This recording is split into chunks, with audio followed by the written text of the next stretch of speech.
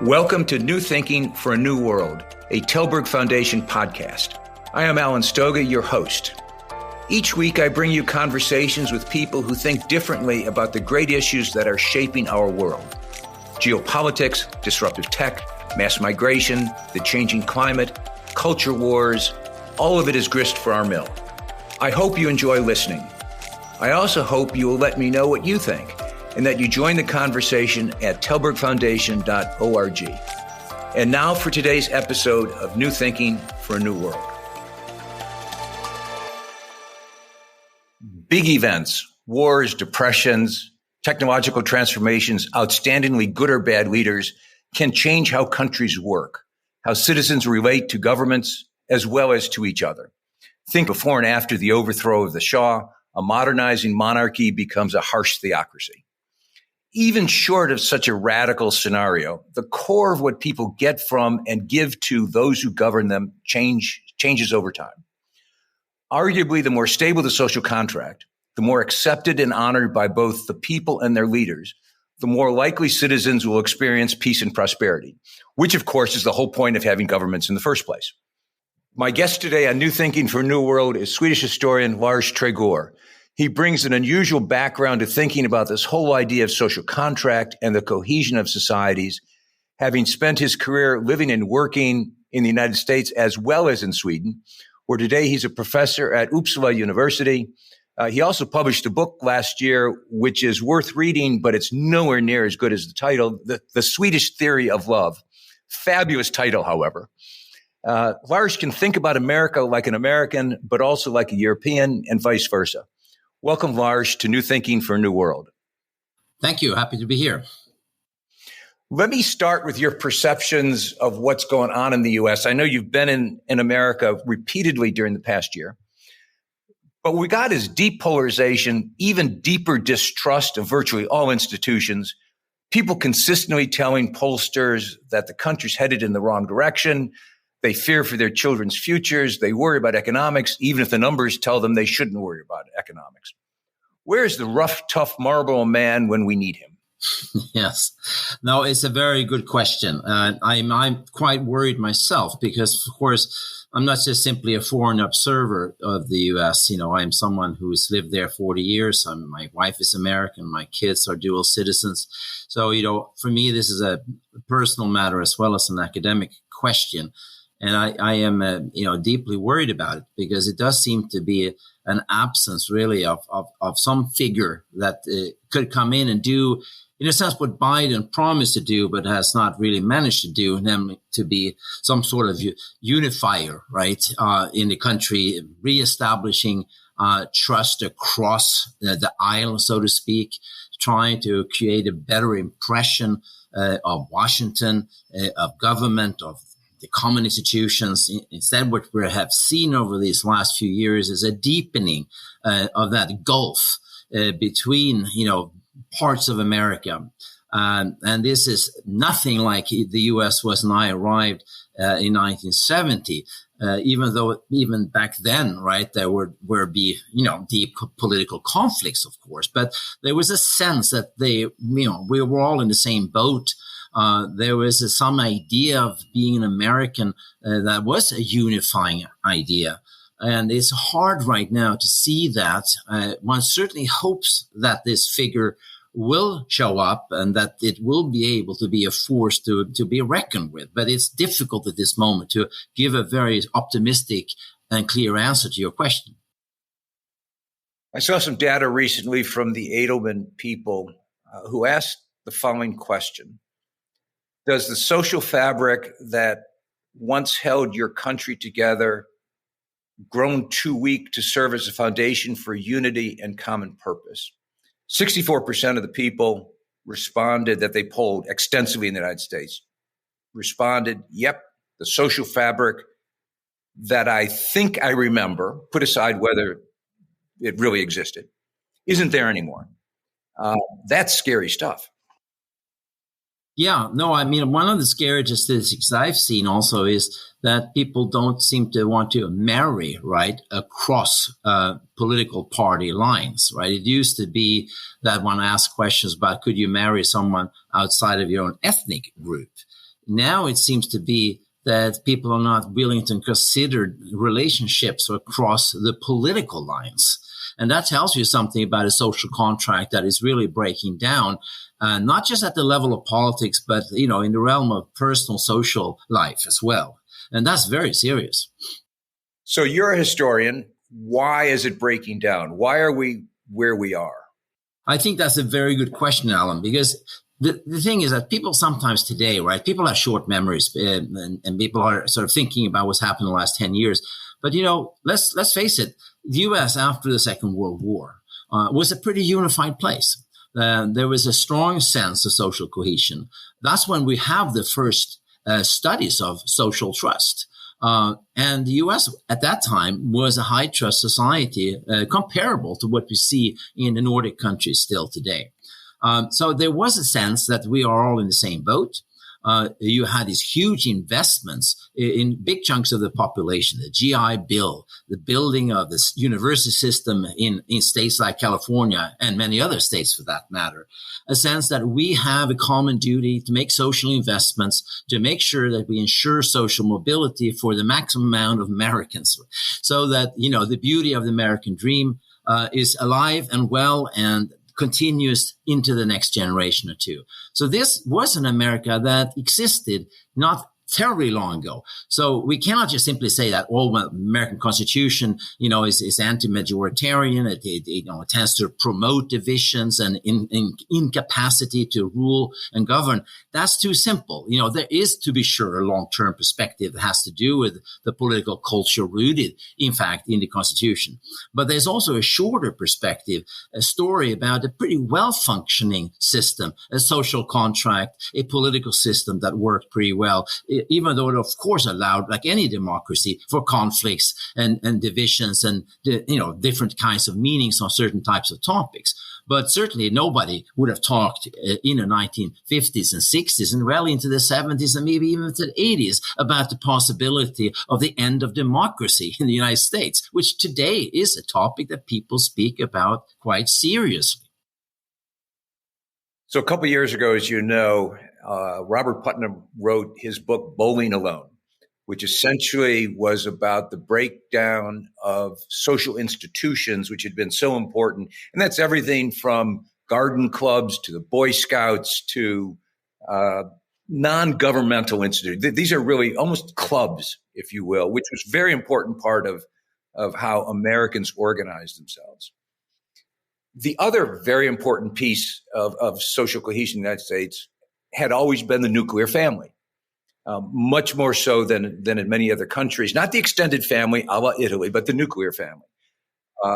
Today, 40% of births are outside of a two-parent family. That nuclear family doesn't exist in the way that it did in the time period you're talking about, pre-2000 for sure. So we've lost both social institutions and families as anchor tenants in our social cohesion. Two questions, I guess. Three questions. Is that a fair description? Two, is it reversible? And three, if not, then what? Yeah, well, let me try to approach this question from actually a Swedish point of view or Nordic point of view, right? The Nordic countries are high trust countries. They have, a fairly well functioning society. Sweden is under pressure. We can get back to that because I think it's pertinent, to thinking about the U.S.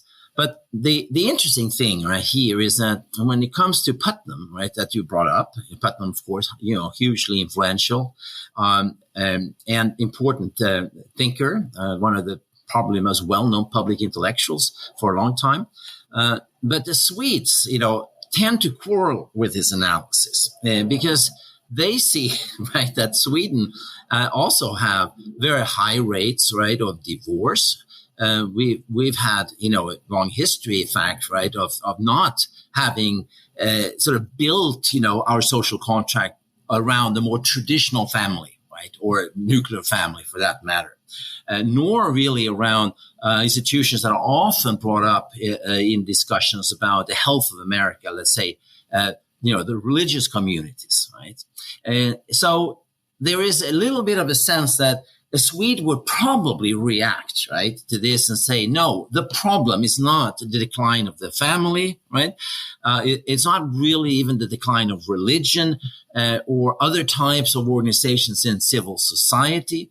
It is the failure, right, of the common institutions to service, right, the population as a whole and work, right, to create that sense of a stability in social contract. And I brought up already, right, that in the glory days of the post-war United States, there was much more of a presence of these kinds of well-functioning, well-funded institutions that aimed, right, to provide some degree of equal opportunity to people. There was even a discussion, as you know, during FDR, right, of having a universal healthcare system, right? It was actually quite close at a certain point. And certainly when it came to education, there was a sense that this is something that's so important that all kids in America should have access to this. This is so critical.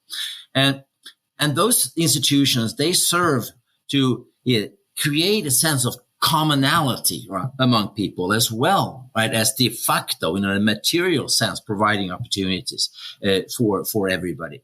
And I think that what is really worrisome from the point of view of a Nordic is the failures here, right, the kind of demonization, if you will, of the state, and a kind of almost a romantic glorification of the family, and which makes then the whole narrative about the decline of the family, the decline of religion, it seem plausible, right, to many Americans in the public debate.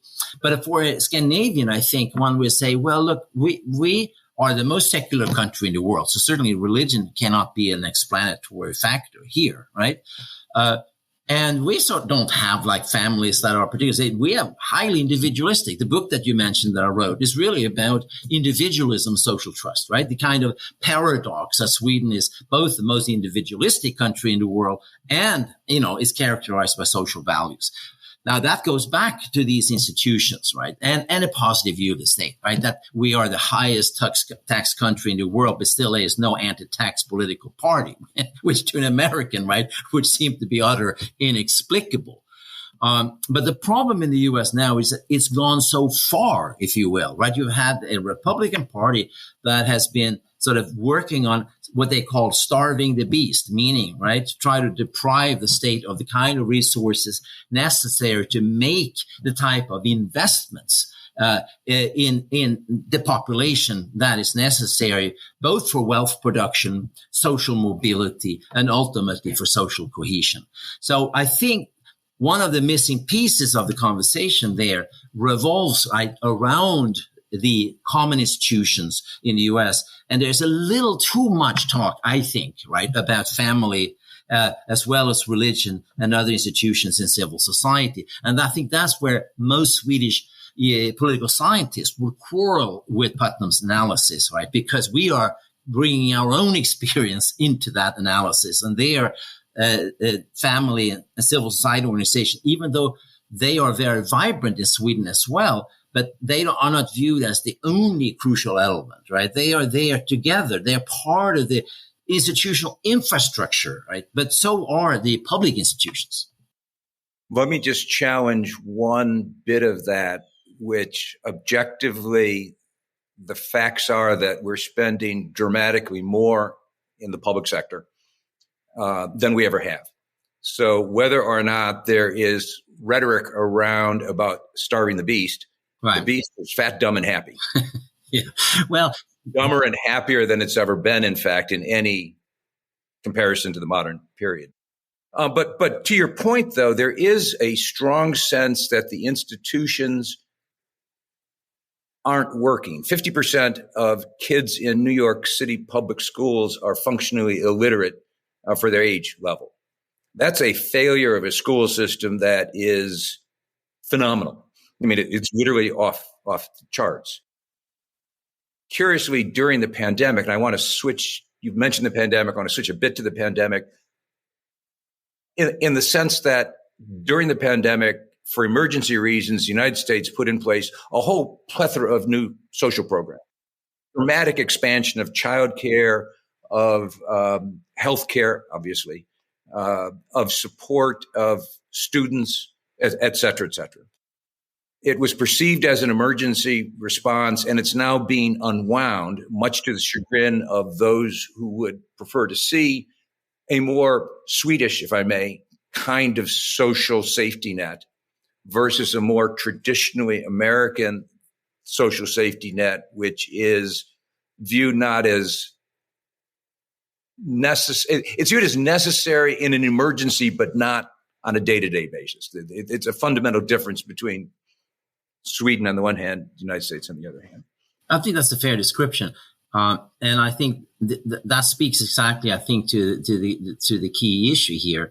And I think that there's a perceptional problem here that also goes actually to the way Americans think about the Nordic countries.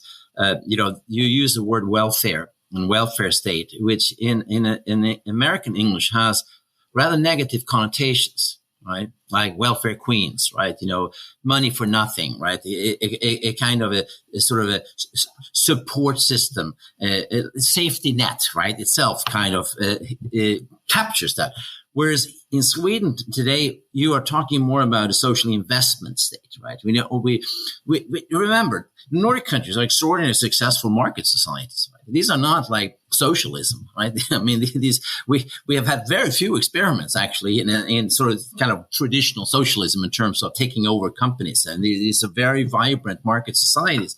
So the key here is that the state's role is perceived here of making investments, right? And, you brought them up yourself here during the pandemic in the US. It was interesting to see that you'd put money, into childcare, very important form of investment, because it translates into, human beings that are going to be much more able to function in a competitive market society. Healthcare, right? I mean, healthcare is a huge cost to a lot of American companies. It's not a particularly great and rational system that you have right now there. But it's an investment, right? I usually say that the Swedish state functions as a social insurance, right? On the one hand, and an investment bank on the other, right? So the idea is you invest, in young people so that they can be providers, successful part of the economy. The social contract in Sweden is very straightforward. People work, pay taxes, earn rights. In some ways, right, the Nordic welfare state is more of a Republican wet dream than it is really some sort of democratic fantasy, because it's based on a very harsh moral logic, right? Everybody has to work and contribute. Nothing is for free. There are no free lunches available, right? And I think that logic, is sort of not really present enough, right, in a discussion in the US, right? You don't want a system that is based on sort of handouts. Clearly, this is destructive to the moral order, destructive to the people who receive those handouts. So the important thing is, if you're going to do something with state institutions, it has to be viewed as investments, right?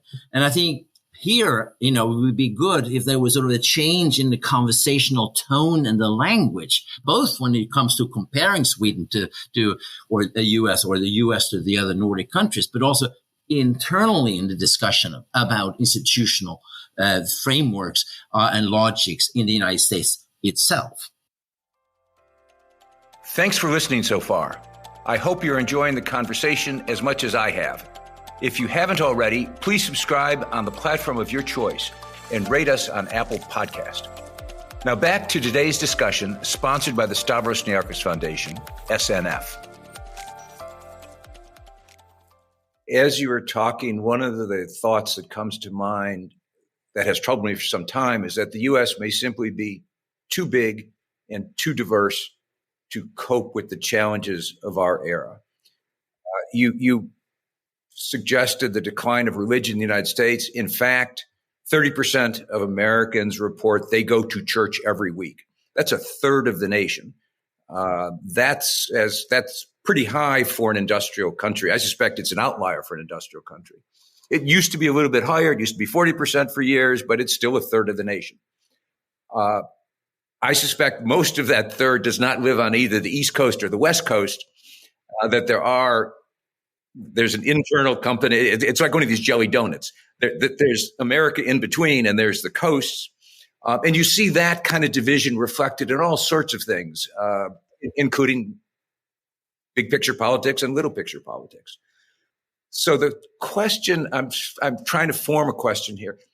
We may just be that there's too many countries here. Maybe they're not governable. Maybe this national model, the combination of federalism and a strong national government, has reached the limits of its possibilities. Yeah, I mean, look, I can't really argue with your analysis. I mean, I think there's a lot of good reasons to worry along those lines. All I'm saying is that if you look at the actual history in the U.S., right, there's also been quite a lot of evidence to the contrary, right? I mean, to be sure, you can argue that the U.S. today is sort of more diverse and more divided than it was before. But it wasn't as if the United States in the 1950s, right, was a country devoid of diversity. It has always had this kind of rich pluralism that's been, part of the strength of American society, clearly. But there was a different sort of a balance, right, between, a sort of a capacity to solve problems collectively that worked for most of the population on the one hand, and then, still allowing for a pluralism, right, when it came to, let's say, religion or ethnic communities and so forth. The worry today is like that the divisions themselves are sort of fed. They're feeding further, right, divisions. Lars, we're talking during what the United Nations has declared as Climate Week, which seems to be most in occasions for lots of people to fly to New York, talk about climate, worry that we're not doing enough. But that's my cynical reaction. But the changing climate clearly is one of the existential challenges of our time. Can our societies, by which I mean the U.S. and separately Sweden and Europe, can our societies, as they're now structured, handle what it looks like the science demands of us? Well, that's the big question, isn't it? I say that, I think Sweden and U.S. find themselves in slightly different positions here. Some of that has to do with just sheer size. U.S. is tremendously important here, and so is, of course, China, because just simply for the reason that the impact is so much greater, right? So there is, for example, a discussion in Sweden represented by the Sweden Democrats, which is sort of the political party on the right here, that the big challenge is to get the Chinese to do their part here, right? And what Sweden does is really, to some extent, much less relevant. Right? At the same time, there is a pretty unified support, across the board that, we need to do our part here. So there's relatively little, kind of opposition, let's say, to trying to address these questions. There's a lot of, political will to do the right thing, whatever that may be. So I think there is a kind of an easier way here to do something politically with respect to reining in, right, emissions and so forth, than in the U.S. At the same time, there is also a sense that Sweden is not the key player here, right? The Nordic countries can do a certain amount, but at the end of the day, even if those countries were to do everything right, if the U.S., China, India, and so forth don't get their act together, we're all going to be, frying in hell anyway. So there is a sort of a sense here of not having, the reins in your hands, right? We are not the key players here. So that I think is a big difference. At the same time, there are some similarities, right? You have the questions about short-term costs and long-term gains. Are you going to be able to stop, driving cars tomorrow? No, you're not going to be able to do that. Are you going to sacrifice everything associated with a good modern life and everybody go bicycling and sort of kind of having their own vegetable gardens? No, that's not going to happen either. So there is a sort of a sense that we have to think about these things long terms. But I think the political will is there in a different way, right, than in the US, where the divisions, again, the stuff that you and I already talked about, they are so severe that it's almost at the level when you think back on the pandemic, right? That Sweden chose a different way, but there was no debate about vaccinations, right? There were no anti-vaxxers around. You didn't have a deep political polarization around, those policies. And it's the same thing, with the environment. Yes, you do have some people at the outer edges, right, of the political spectrum, right, that may be climate deniers, but it's a very, very small group of people. So it's not the same political challenge, I think, as you have in the U.S. But that's exactly the point. In the U.S., as you pointed out a couple of times, everything is partisan. Everything is polarized. We have a climate emergency, but emergencies aren't the sorts of thing that you do anything about in that politically tense, politically confrontational kind of mode. So again, not trying to put you on the spot, but I am trying to put you on the spot. Do you, as someone who knows America as well as you do, but from your own unique perspective, think the nation is capable of coping with this in any sort of reasonable way of what's being asked of the United States, right, and the rest of the world? Alan, I think there's one perspective here, perhaps, right, that may make a difference. That is to say that the impact of climate change, right, so far in Sweden has been extremely minimal, right? We can still have jokes about, we're going to have vineyards soon. Isn't that a great thing? Our summers are going to be longer. Isn't that wonderful? In the U.S., the situation is different, right? You have had some pretty horrific events here from a climate perspective. The fires, right? The floods, the issues about, the availability of clean water and so forth. These are real issues at a certain point, right? I think that in the U.S. that is going to perhaps provoke the coming of together of people in a different way. So that would be my one bit of hopefulness here, that the situation is already this year has been severe enough in the U.S. That people have to kind of start to take it serious. It's hard to be a climate change denier in the U.S., given just the sort of the magnitude of what is actually happening. So that would be, the one little bit of edge, right? It's a tragic edge, right? But it's a certain advantage in the U.S., right, to actually facing, climate change in a direct, concrete way that might prompt political action even across the political lines. And unfortunately, the only problem is there are virtually no actions that have any impact in the short run. Those actions are all multi-generational consequences. And I at least would be stunned if the American political system is capable of making decisions that would have consequence in 40 years, but the costs are now. It's the exact opposite of how our politics in the United States tends to work. Let me just shift finally to perhaps a funny place, tolerance. You recently published an article and referenced Karl Popper's book from the 30s, in which he presented the tolerance paradox, that tolerant societies may have to become intolerant at the margins to sustain their tolerance.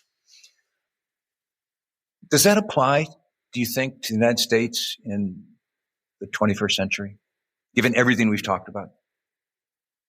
Well, I think the U.S. Ultimately, is facing a similar conundrum, of course.